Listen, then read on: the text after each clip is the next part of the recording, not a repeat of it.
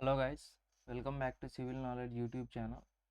So ఈ వీడియోలో వచ్చేసి మనం design of steel structures start చేయబోతున్నాం.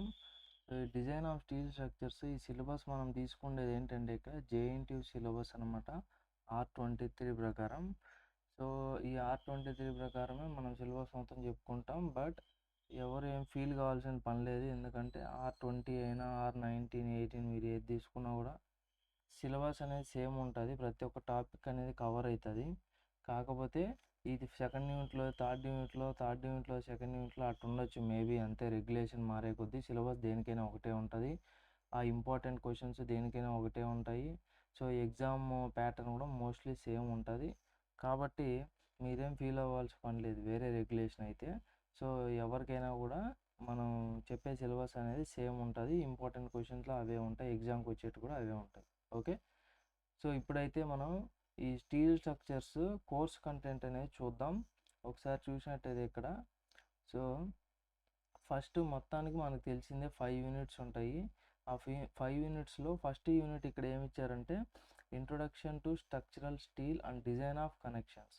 So introduction to structural steel అంటే స్ట్రక్చరల్ స్టీల్ అంటే ఏంటి, దాంట్లో ఏమేమి గ్రేడ్స్ ఉంటాయి, ఏమేమి షేప్స్ ఉంటాయి, ఇంకా అలాగే డిజైన్ ఆఫ్ కనెక్షన్స్ డిజైన్స్ కూడా ఫస్ట్ యూనిట్లోనే ఇచ్చేశారు. Next design of tension and compression members. So tension members అంటే ఏంటి, కంప్రెషన్ మెంబర్స్ అంటే ఏంటి, టెన్షన్ మెంబర్స్గా ఏ సెక్షన్స్ యూజ్ చేస్తాం స్టీల్లో, కంప్రెషన్ మెంబర్స్గా ఏ సెక్షన్స్ యూజ్ చేస్తాం, వాటి యొక్క డిజైన్ ఎలా చేయాలి అనేది సెకండ్ యూనిట్లో. Next design of beams.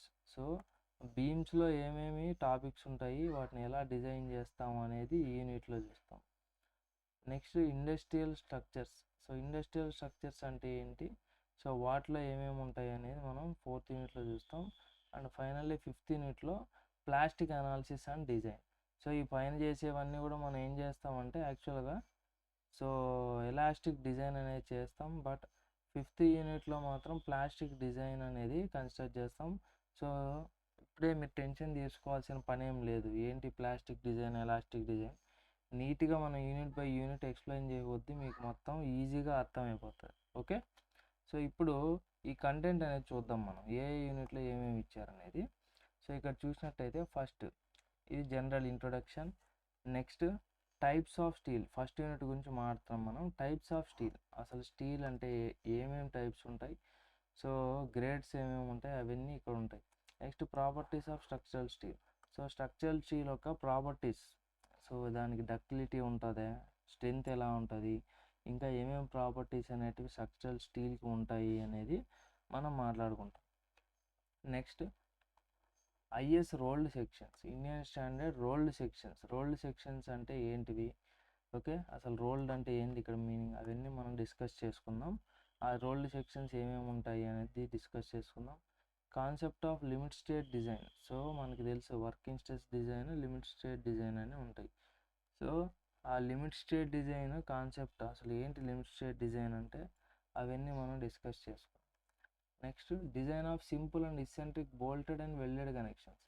So ఇక్కడ మనకు ఉండే టైప్స్ ఆఫ్ కనెక్షన్స్లో ఇక్కడ వాళ్ళు ఇచ్చినవి వెల్డెడ్ కనెక్షన్స్, బోల్టెడ్ కనెక్షన్స్ ఇచ్చారనమాట. సో వాటి రెండింటి గురించి ఇన్డెప్త్ అనాలిసిస్ అంటే డిస్కషన్ అనేది చేస్తాం మనం. Next types of failure and efficiency of joint. So ఒక జాయింట్లో జరిగే ఫెయిల్యూర్స్ అంటే ఎలా ఫెయిల్ అవుతుంది జాయింట్ అనేది, దాంట్లో ఈ ప్రైయింగ్ యాక్షన్ అనేది ఒకటి. సో ఈ విధంగా మనం జాయింట్స్ గురించి, ఫెయిల్యూర్స్ గురించి చూస్తాం. Introduction to HSFG bolts. So ఇక్కడ బోల్ట్స్లో బ్లాక్ బోల్ట్స్ అనేసి హెచ్ఎస్ఎఫ్జి బోల్ట్స్ అని ఉంటాయి, high strength friction grip bolts అనేసి.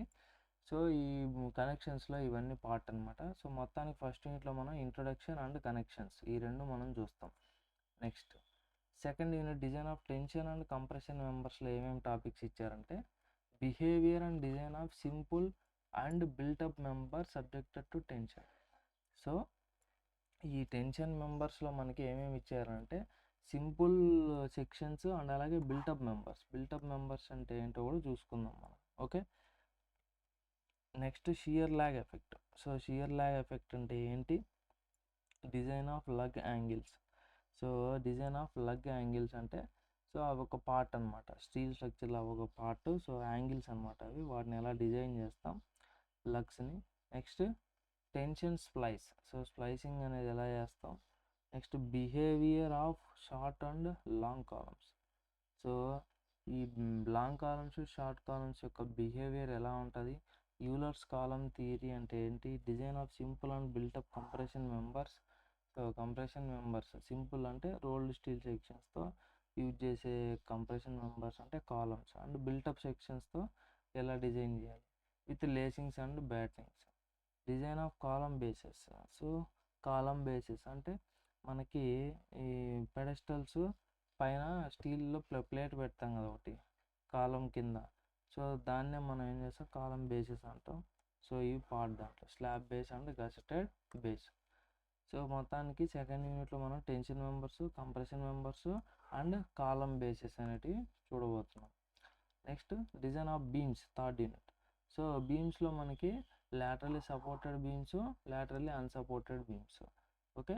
And design of built up beams. Last and final plate girders design. So ఈ 4 టాపిక్స్ ఉంటాయి మనకి. laterally supported beams design, unsupported beams design, built-up beams design and plate girders. ఓకేనా. Next industrial స్ట్రక్చర్స్లో చూసుకున్నట్టయితే design of roof trusses. So ఈ roof truss మీరు already చూసింటారు కదా. సో ఆ ట్రస్ని ఎలా డిజైన్ చేయాలి, డిఫరెంట్ టైప్స్ ఆఫ్ ట్రస్సెస్ ఏమేమి ఉంటాయి, వాటిపైన లోడ్స్ ఎలా యాక్ట్ అవుతాయి, ఓకే, డిజైన్ ప్రిన్సిపల్స్ ఏంటి. Next purlin design using angles. అంటే ఈ పర్లిన్స్ అనేటివి ఉంటాయి అన్నమాట. ఓకేనా.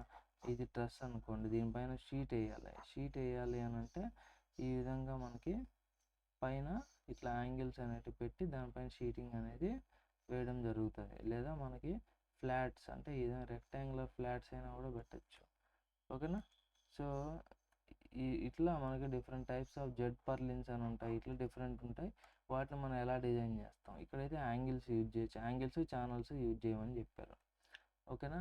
Next truss design. మొత్తానికి ట్రస్ డిజైన్ ఎట్లా లోడ్స్ చూసాం, పర్లిన్ డిజైన్ చూసాం, ట్రస్ ఎలా డిజైన్ చేస్తాం.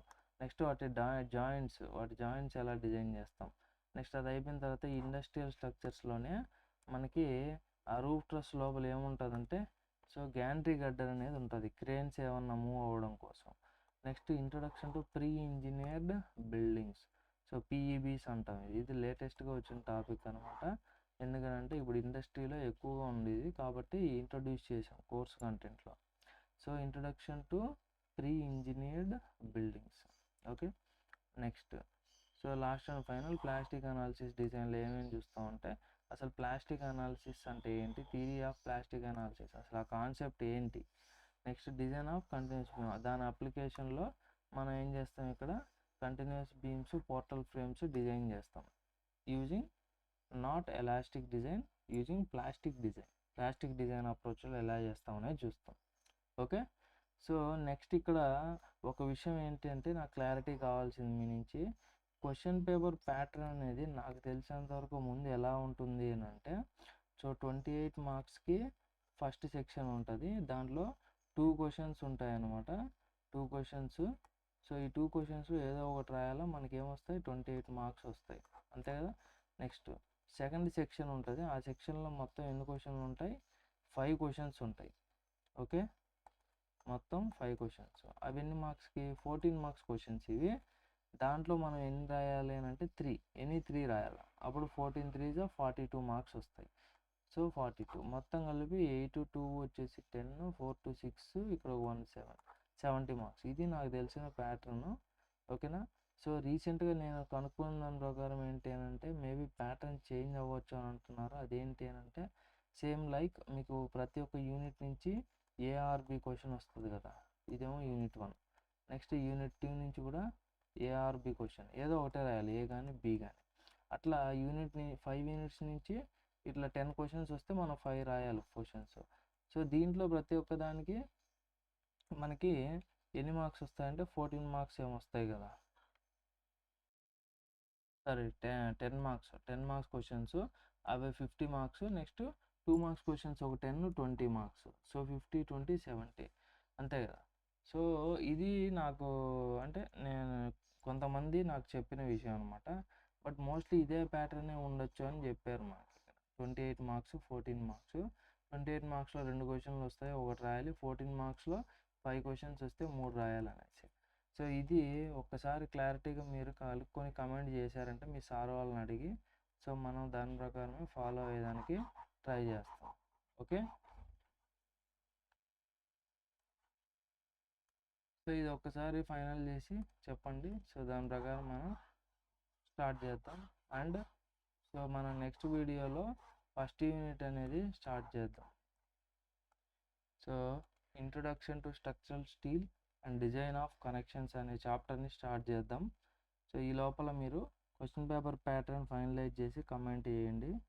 సో, మనకి ఇంకా బెటర్‌గా క్వశ్చన్స్ డిస్కస్ చేసుకోవచ్చు. 28 మార్క్స్ అయితే మొత్తం ఒక క్వశ్చన్ మొత్తం పెద్దగా ఇస్తారు.